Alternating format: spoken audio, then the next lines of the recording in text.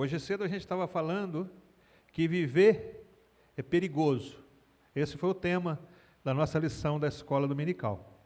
E aí nós estávamos estudando sobre isso e falamos assim, por que é perigoso? Porque nós somos ignorantes em relação ao futuro. Então nós tomamos decisões e decisões perigosas, que depois nós vamos ter que nos adaptar a cada uma delas. Aí eu disse para os meninos, vocês perceberam quantas decisões nós estamos tomando em relação à igreja? Decisões perigosas que, se Deus não estiver com a gente, nós não vamos conseguir, vamos passar vergonha? Nós começamos e falamos assim, nós vamos ter uma orquestra. É uma decisão perigosa. Já pensou se tu tivesse morrido? Eu falei, esse pastor, essa igreja, ó, mas eu confio em Deus, vocês também. Amém? Ah, o coral, vamos ter um coral. Aí o coral canta 2, 3 vezes, não canta mais. Hoje cantou 2 hinos. É por causa de mim? É por causa de Deus. Então nós tomamos decisões, e estando dentro da vontade de Deus, Ele vem e chancela. E agora eu disse para eles, eu estou enxergando no futuro uma igreja muito grande. Pessoas lotando os nossos templos com fome da palavra de Deus. Porque pela misericórdia de Deus, nós temos um celeiro aqui na Betel de comida. Amém, meus irmãos? Eu estava cantando ali juntamente com os irmãos, sim na cruz, sempre me glorio, e por fim descansarei, salvo além do rio. E eu estava louvando a Deus, porque Jesus não está aqui.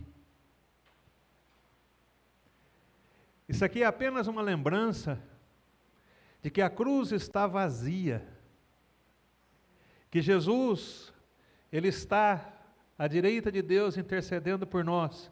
E essa cruz vazia significa, eu ressuscitei. E hoje nós estamos na Páscoa, no dia de Páscoa, relembrando essa ressurreição. Por isso eu te convido para abrir a palavra de Deus no livro do Apocalipse, no capítulo 5. Nós vamos ler do versículo 1 até o versículo 10.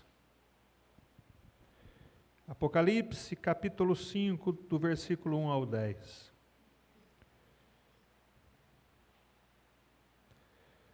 Diz assim, vi na mão direita daquele que estava sentado no trono, um livro escrito por dentro e por fora, de todo selado com 7 selos.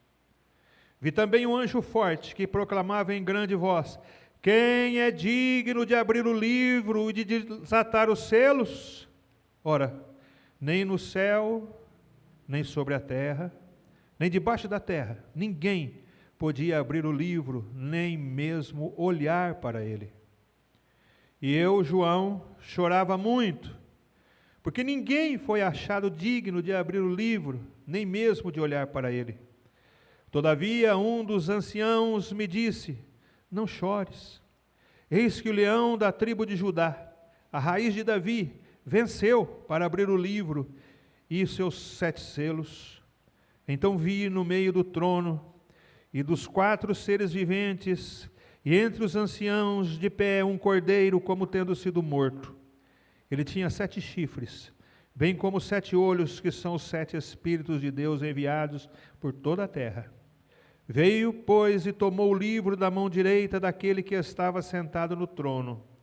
E quando tomou o livro, os 4 seres viventes e os 24 anciãos prostraram-se diante do cordeiro, tendo cada um deles uma harpa e taças de ouro cheias de incenso, que são as orações dos santos. E entoavam um novo cântico, dizendo, digno és de tomar o livro e de abrir-lhes os selos, porque foste morto, e com seu sangue compraste para Deus os que procedem de toda tribo, língua, povo e nação, e para o nosso Deus os constituístes reino e sacerdotes, e reinarão sobre a terra. Amém. Ainda, abra sua Bíblia, segunda carta de Paulo aos Coríntios. Segunda aos Coríntios, também no capítulo 5, do versículo 18 ao versículo 21.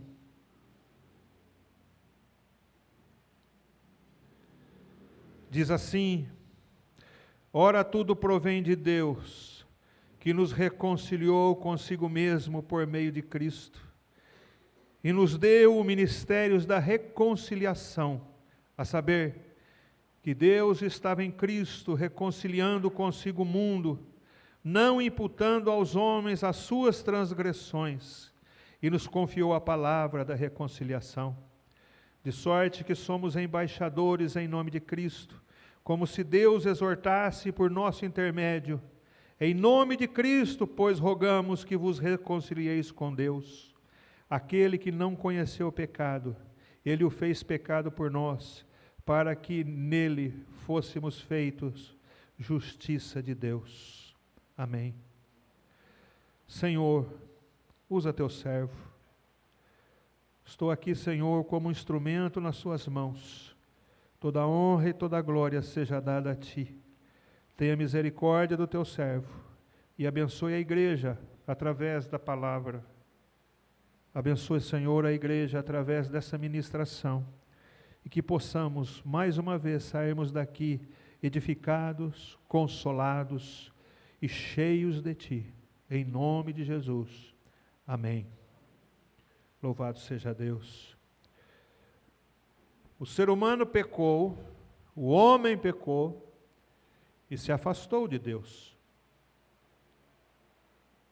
Ele foi idólatra, deixando as coisas de Deus para adorar a criação de Deus.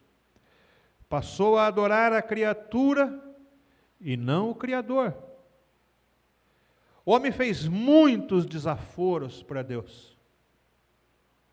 Hoje pela manhã a gente estava estudando um desaforo assim, imensurável. Quando Deus vai tirar o povo do Egito, o povo dele, do Egito, Ele manda 10 pragas, coisas milagrosas.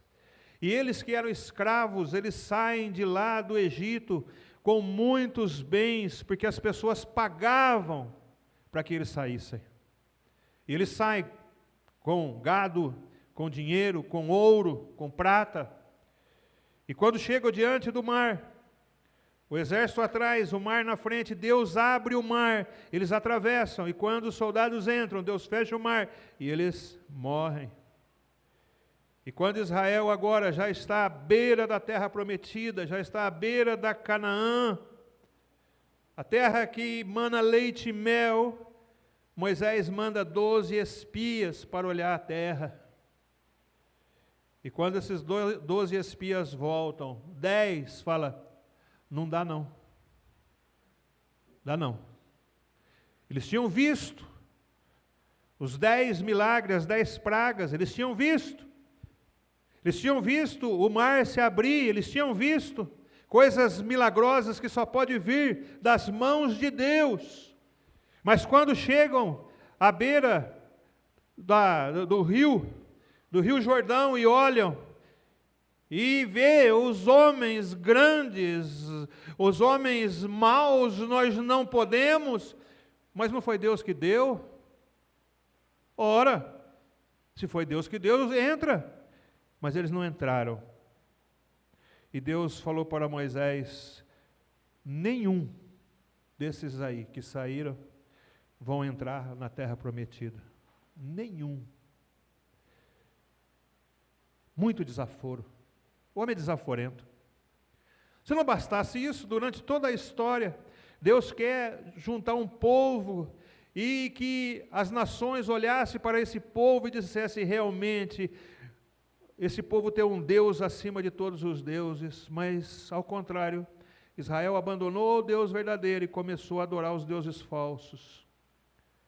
E passou por muita tribulação. e vai testando a paciência de Deus. Mas a grande mensagem que nós lemos, segunda carta aos Coríntios, é essa: todas as coisas procedem de Deus, que nos reconciliou consigo mesmo por meio de Cristo, não levando em conta as transgressões dos homens. Daquele que não tinha pecado, Deus fez um sacrifício pelo pecado em nosso favor, para que nele fôssemos feitos justiça de Deus. O resgate de uma pessoa, de um ser, de um homem, de uma mulher, é muito caro. Não há dinheiro que possa pagar. Na verdade, ele custou tudo de Deus. Custou tudo para Deus. Deus envia seu próprio Filho. Custou a vida do Filho de Deus. Uma transação caríssima. A maior transação de todos os tempos. E esse é o título da mensagem dessa noite. A maior transação de todos os tempos. Não houve nem haverá uma transação maior. Não adianta alguém chegar para o Elon Musk e dizer: eu vou comprar de você todas as empresas X que você tem. As empresas X. Quanto você quer? Quero 300 trilhões. O sangue de Cristo. É muito, mas muito mais caro do que isso.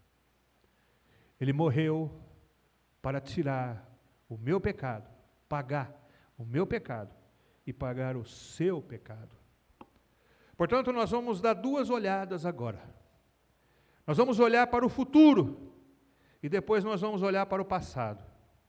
Quando nós olhamos para o futuro, nós vemos uma cena celestial. Há um livro. Deus está no meio de um teatro de guerra, um teatro de punições. E de repente, João vê que tudo para, porque existe um livro, existe um rolo, e esse rolo está na mão de um ser sentado no trono, e esse rolo está selado com 7 selos.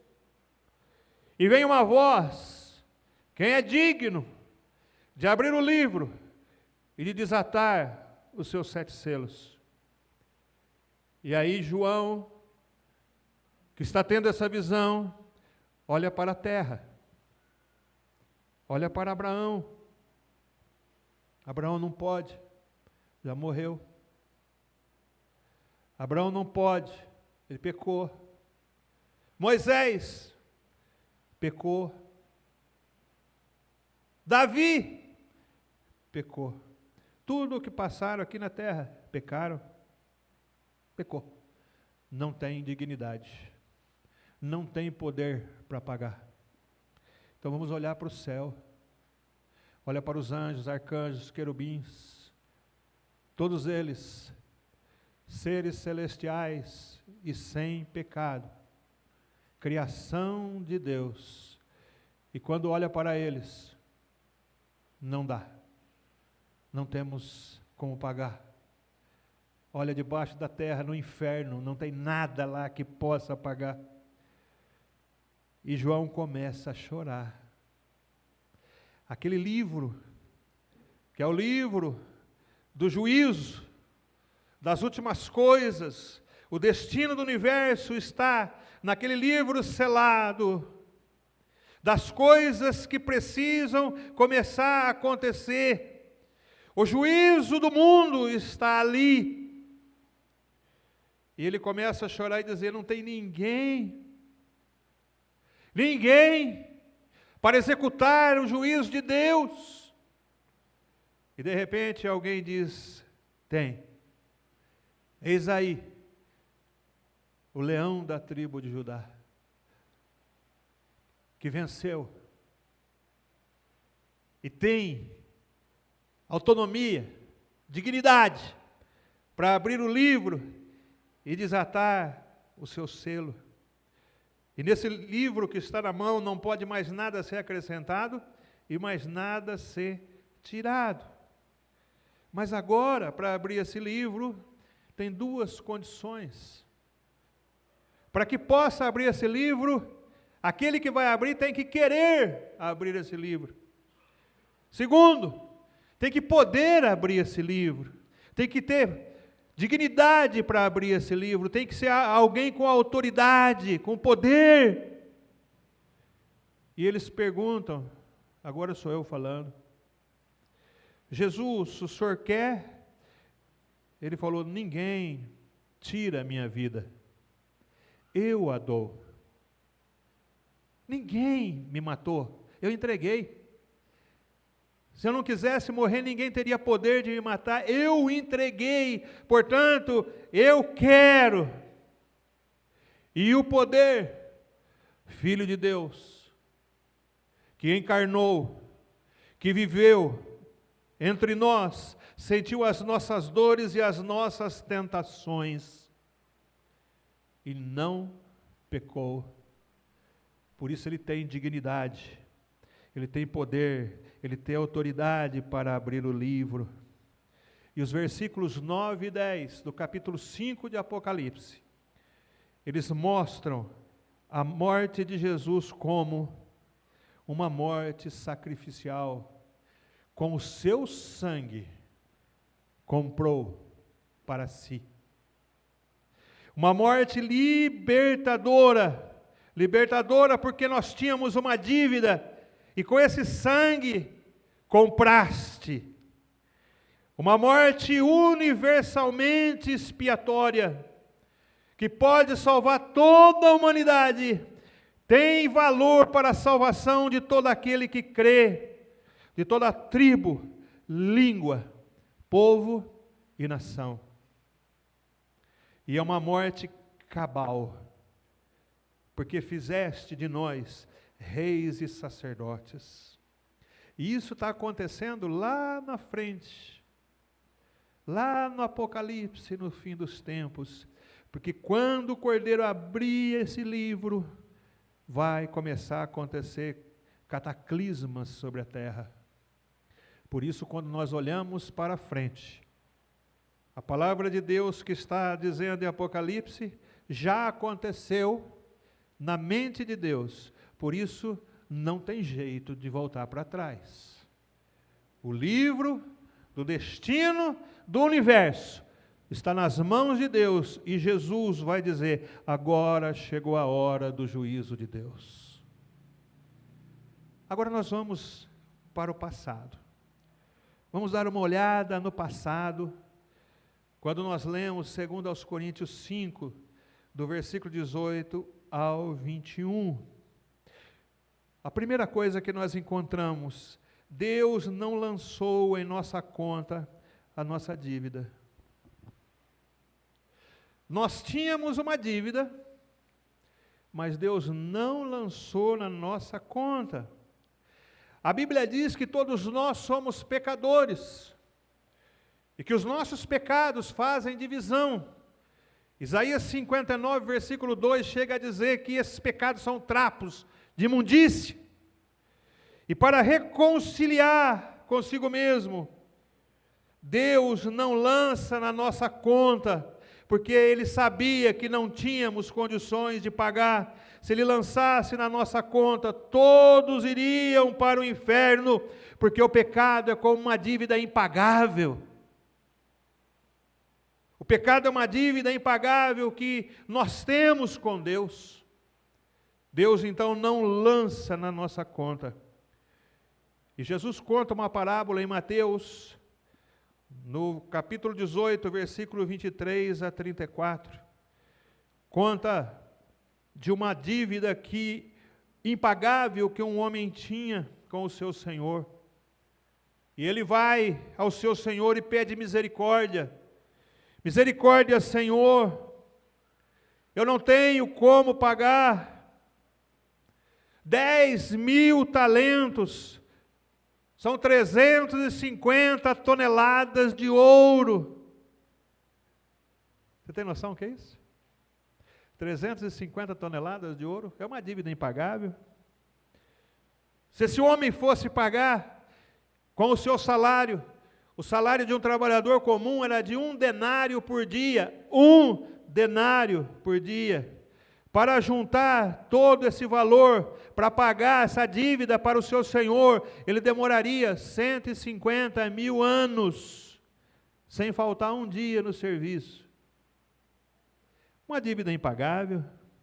Com isso, Jesus, na sua parábola, está nos mostrando o tamanho da nossa dívida e a nossa inaptidão, impossibilidade de pagar com os nossos atos, com a nossa santidade, qualquer que seja, com o nosso dinheiro, mesmo com o nosso sangue. É demais. Jamais nós poderíamos pagar dentro da lei de Deus. Jamais as exigências da lei de Deus poderia ser paga. Essas demandas na justiça de Deus são perdidas. A lei é perfeita, mas nós imperfeitos. A lei é santa, mas nós somos pecadores.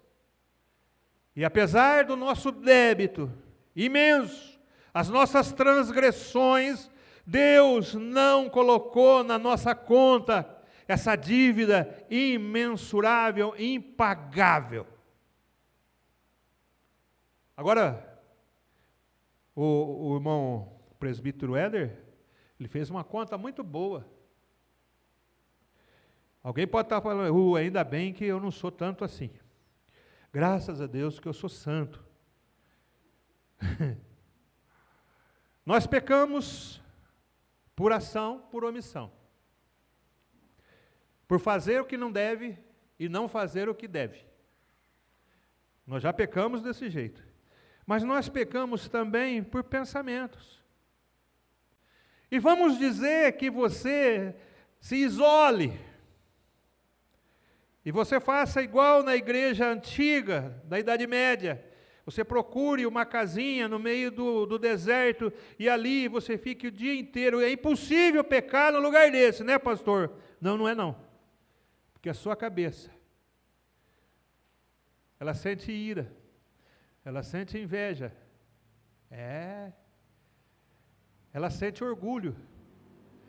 Se você pensar lá sozinho, graças a Deus que eu estou aqui, porque eu não estou pecando.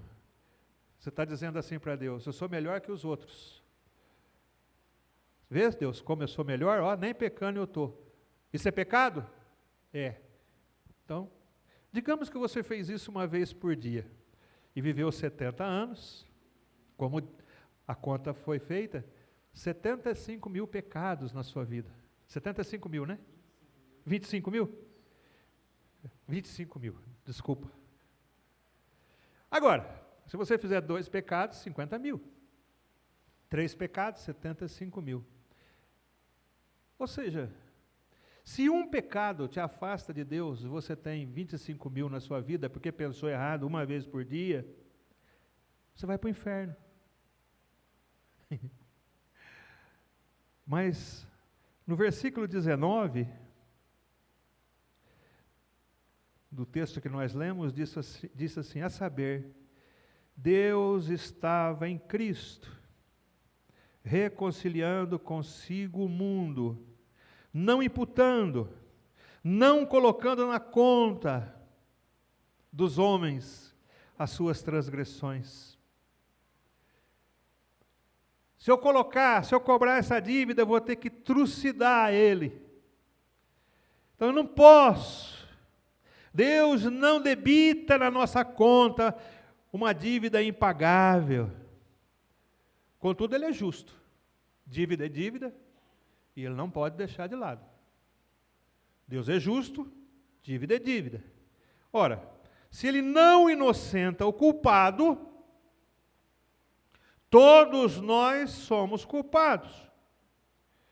E como nós pecamos por palavra, ação, omissão e pensamentos, essa dívida cada vez vai aumentando mais. E Deus não vai falar, não, esquece isso aí. Ele não vai falar isso. Porque a justiça de Deus é sim, sim, Não, não.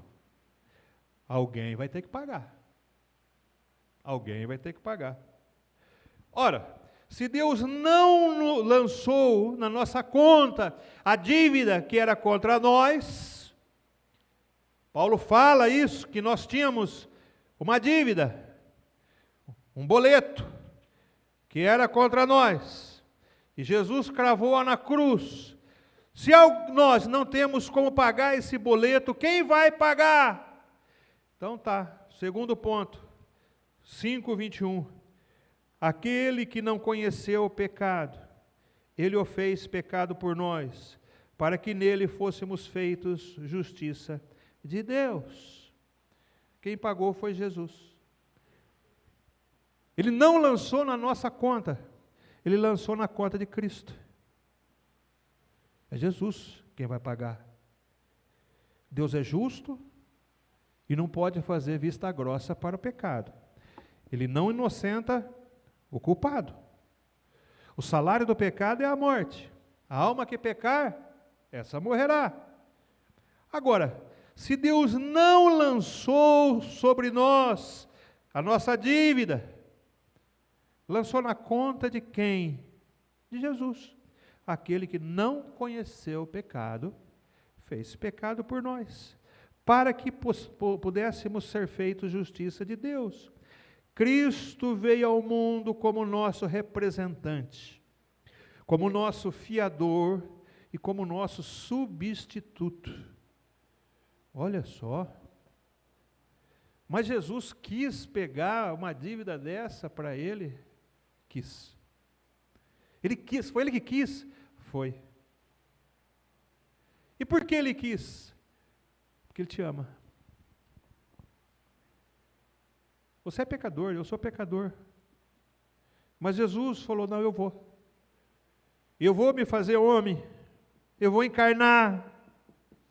Eu preciso mostrar para a lei que existe um que não vai transgredir a lei, nem por ação, nem por omissão e nem por pensamento.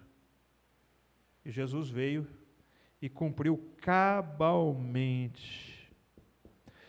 E quando ele foi pregado na cruz do Calvário, a Bíblia diz que ele pegou essa cédula de dívida que era contra nós e cravou-a na cruz, como se fosse um martelo e um prego, e pá, pá, pá. Está aqui a dívida. A dívida está paga. Agora, quando os nossos inimigos vêm para nos cobrar e diz, você é um pecador miserável, eu vi o que você fez ontem, eu vi o que você fez hoje, eu vi o que você fez há 30 anos atrás, você pediu perdão, mas Deus não te perdoou, sabia disso? Deus não te perdoou não, e você vai orar, e aquele pecado vem na sua cabeça, e você fica pensando, realmente, Senhor, eu não sou perdoado, eu vou para o inferno. Não é verdade. Quando esses pensamentos vierem na sua mente, falando, te acusando, você fala assim, Satanás, dá uma olhada na cruz e vê, essa cédula que era contra mim está lá. Vai lá. Aí ele vem, teu montão, realmente, está pago. Então some daqui, não invada mais meus pensamentos, não enche mais a minha cabeça de minhoca. Nós somos salvos, irmãos. Jesus tomou sobre si os nossos pecados, ele foi ferido pelos nossos pecados, o castigo que nos traz a paz estava sobre ele, sobre as suas pisaduras nós fomos sarados, ele foi traspassado pelas nossas transgressões na cruz do Calvário para pagar a nossa dívida, a dívida que era minha e sua, que Deus não colocou na nossa conta, colocou na conta de Jesus. E quando as pessoas olhavam para ele na cruz do Calvário, não via nenhuma beleza para que desejasse. Era desprezado, o mais indigno entre os homens, homem de dores, experimentado no trabalho, homem de quem se virava o rosto. Ninguém tinha prazer Era uma morte horrorosa, indigna. Eu falava hoje para Damares que as pinturas de Cristo na cruz, elas não são fidedignas, nem pode ser, porque Jesus estava nu. Nu, irmão. Não tinha fraldão, cueca, nada. Nu, envergonhado. Todo mundo olhando e vendo as vergonhas dos ladrões e dele. Mas ele foi ferido pelas nossas transgressões. E quando ele é crucificado às 9 horas da manhã, como nós lemos, crucificado, ele olha para aqueles que o crucificaram e diz: Pai, perdoa. Eles não sabem o que fazem. São ignorantes. Se não bastasse ele ter dito isso, 2 ladrões, um de cada lado, estavam zombando dele, os 2. Mas de repente um tem uma revelação. Talvez olhando para a acusação, escrito lá em cima, Rei dos Judeus, ele tenha crido que realmente ele era o Rei dos Judeus, e diz: Senhor, lembra-te de mim quando entrarem no teu reino. E ele perdoa aquele ladrão, e as pessoas dizem: o bom ladrão. De bom não tem nada, ninguém é bom, muito mais um ladrão. Ele somente se arrependeu. Então Jesus intercede pelos ignorantes, perdoa um ladrão, e quando ele olha, vê sua mãe, ela vai viver agora sozinha, porque ela é viúva. E ele diz para João: João, eis aí a sua mãe. Maria, eis aí o seu filho. Note, meus irmãos, que das 9 ao meio-dia, enquanto ainda havia luz sobre a terra, Jesus não pensou em si. Ele ainda na cruz, pendurado, sofrendo dores angustiantes, ele ainda está pensando nos outros. Jesus toma a ceia, é traído, às 11 horas da noite, mais ou menos, ele é preso. Depois ele é levado a Anás, depois a Caifás, depois a Pilatos. Depois ele é levado a Herodes, devolvido a Pilatos. Ele apanha porque Pilatos manda bater. Pilatos manda escolher Cristo ou Barrabás. Eles escolhem Barrabás e mandam crucificar Cristo. Ou seja, Jesus não dormiu a noite toda, apanhou, está sofrendo, e agora ele é condenado à cruz, e às 9 da manhã ele é crucificado. Das 9 ao meio-dia, ele se preocupa com os ignorantes, com os culpados, e com a sua mãe e com os irmãos. Porém, ao meio-dia apaga-se a luz. A Bíblia diz que a hora sexta houve trevas sobre a terra.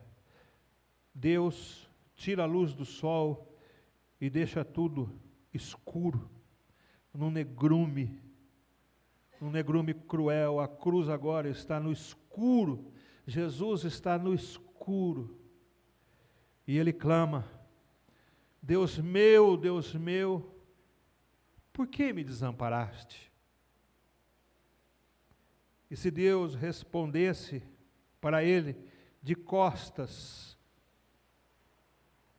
Deus vira de costas para não enxergar, ele diria: a minha santidade não permite que eu olhe os pecados que estão sobre você. A maldição de todo mundo está sobre você. Suporte, falta pouco. Não está na Bíblia, é eu que estou falando. De repente, ele sente sede. E ao sentir sede, ele diz: tenho sede. E ao invés de lhe darem água, lhe dão vinagre. E ele não aceita. Próximo das hora nona, 3 horas da tarde, ele diz: está consumado. Está consumado significa está pago, está terminado, está quitada a dívida. Tetelestai. Tetelestai significa isso: dívida paga, dívida quitada, serviço prestado pronto. E ele diz: tetelestai. E depois ele diz: Pai, nas tuas mãos entrego o meu espírito. E morre. Todas as mazelas da nossa vida foi para a conta dele. Mas longe de sucumbir, de afinar, longe disso, ele toma sobre si os nossos pecados. E tetelestai, está pago. Ora, Deus não colocou na nossa conta a dívida porque não tínhamos como pagar. Deus colocou na conta de Cristo, que pagou cabalmente. Mas tem ainda mais um mistério no versículo 21. Aquele que não conheceu o pecado, ele o fez pecado por nós. Agora escuta, para que nele fôssemos feitos justiça de Deus. Deus pegou tudo que tinha na conta de Jesus, os créditos de Cristo, e colocou na nossa conta. Mas não estava bom só pagar e deixar eu e você no zero? Não. Se ele deixa nós no zero, a gente começa a gastar tudo de novo e arruma uma grande dívida novamente. Ele coloca isso na nossa conta. O sacrifício de Cristo pagou os pecados do passado, está pagando os pecados do presente e paga os pecados que nós ainda vamos pecar. Essa terceira transação de Jesus é para nos dar tranquilidade.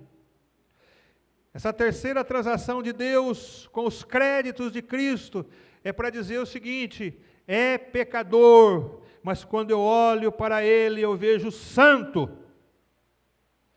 Isso me intrigou muito. Quando eu abri a Bíblia, na primeira carta de Paulo aos Coríntios, e lá está escrito: aos Coríntios, aos santos de Corinto. Eu falei, não é possível. Deve ter alguma tradução errada, não pode. Santo. Tinha um dormindo com a mãe do pai. Havia ali intriga entre eles. Eu gosto de Apolo, eu gosto de Paulo, eu gosto de Pedro, eu gosto de Jesus. Tudo dividido, a igreja.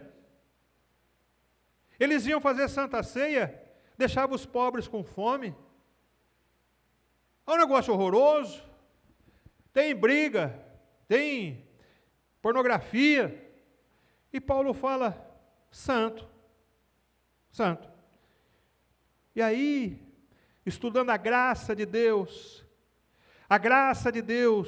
é esse depósito que Deus fez nos méritos de Cristo. Eu entendi que um dia Deus, na redenção, quando nós fomos redimidos, quando nós cremos em Cristo, a fé salvadora entrou em nós, e a partir desse momento, nós fomos purificados, a nossa dívida foi quitada, Deus nos deu um cartão de crédito, sem limite, e disse para mim, toma, só gasta o necessário. Não é porque Cristo morreu por você e pagou a sua dívida, que agora você vai pecar, para que a graça abunde em você. Não. Seus pecados até a sua morte estão pagos. Mas se você pecar de maneira escandalosa, à torta à direita, com a sua vontade, nós vamos acreditar que você nunca foi salvo. Porque o verdadeiro salvo, ele se santifica. O Espírito de Deus santifica. Foi transferido para a nossa conta. Ele depositou a infinita justiça de Cristo na nossa conta. Toda a justiça foi acreditada para nós.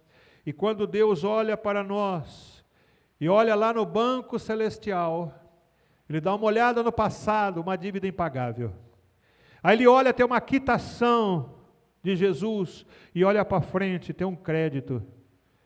Se pecar, filhinhos, eu te escrevo para que não pequeis. Mas, se pecar, temos o mediador entre Deus e os homens, Jesus Cristo. O apóstolo está dizendo isso. Não vai sair pecando, não. Mas se pecar, está pago, está na conta. E a Bíblia diz em Romanos capítulo 8, versículo 1, portanto não há nenhuma condenação para aqueles que estão em Cristo. Deus olha para nós, é como se nós não tivéssemos cometido um pecado somente, nada, purinho. Nós temos explicado isso aqui na quarta-feira, estudando aos romanos, santos, os separados. Quarta-feira passada nós falamos sobre isso nas duas palavras gregas, os chamados e os escolhidos. Não temos mais com que nos amedrontar. Nossa ficha está limpa. No SPC Celestial não consta o nosso nome. Está o saldo absolutamente positivo. Temos um valor infinito para Deus agora. Mas por quê? Porque nós cremos que Jesus um dia morreu e ressuscitou. Ele não nos comprou com ouro, não nos comprou com prata, mas comprou com sangue. O que nós estamos esperando para reconhecer tudo isso e nos dobrarmos diante de Jesus Cristo e agradecer-lhe pelo sacrifício que Ele fez na cruz do Calvário? O que é que pessoas estão esperando para fazer um concerto com Deus e dizer, Senhor, depois de tudo isso, eu pecador, minhas dívidas foram pagas, ainda foi colocado um crédito, e eu estou gastando esse crédito dissolutamente, tem misericórdia de mim, Senhor. Tem misericórdia de mim. Deus já provou o seu amor por mim e por você. Agora, meus irmãos, o que nós precisamos é em santificação pedir para que o Espírito Santo de Deus, a cada dia, mude o nosso jeito de ser, o nosso jeito de pensar, o nosso temperamento. Há temperamentos impossíveis de se conviver, mas Deus pode fazer um milagre. Pastor, mas eu tenho isso há 40 anos, eu nunca consegui. A sua dívida foi paga. Deus olha para você e vê você como um homem puro e santo, mas faça também a sua parte. Encha-se do Espírito Santo de Deus, porque aquele que se enche do Espírito de Deus, não há lugar para vícios, não há lugar para pecado, porque o Espírito de Deus toma todos os espaços da sua vida. Aquele que roubava, não rouba mais. Aquele que mentia, não minta mais. Aquele que adulterava, não adultera mais. Aquele que via pornografia, não vê mais.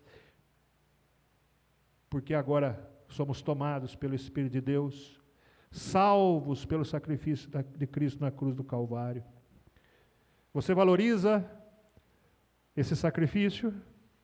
Sim ou não? Louvado seja o nome do Senhor. Essa cruz, linda, é a primeira vez que nós colocamos ela aqui. No Natal não pode, porque esse aqui é só na Páscoa mesmo, ou em outros eventos. Isso aqui não é para, nós não adoramos a cruz, mas é uma inspiração olhar para ela e ver que Jesus não está mais aqui. Metade foi com espinhos, e a outra metade foi plantando um jardim, do qual você é uma dessas flores. Que Deus abençoe, em nome de Jesus. Amém. Senhor Deus e Pai Todo-Poderoso, somos gratos a Ti, Senhor, por ter pago a nossa dívida na cruz do Calvário, por ter nos dado, Senhor, a libertação dos nossos pecados, por tirarmos, ó Deus, da escravidão do pecado, por nos assistir, ó Deus, nas nossas tentações, na presença do pecado, e nos garantir um corpo glorificado, aonde lá não haverá mais pecados. Nós te louvamos porque nós ansiamos por estar contigo. Nós temos saudade, Senhor, do céu. Nós temos saudade, Senhor, de estar contigo. Abençoa-nos, ó Deus. Abençoa teus filhos que estão aqui. Que cada um deles possa gozar, Senhor, dessa dívida paga, ter certeza da sua salvação e ter paz na alma. Que uma vez salvo, Senhor, uma vez comprado, uma vez que o Senhor depositou na conta a tua graça, é impossível que se perca. Portanto, Senhor, como é bom ter essa certeza na nossa alma. Que Deus, Senhor, que o Senhor possa nos abençoar, nos guardar debaixo das tuas mãos. Em nome de Jesus. Amém.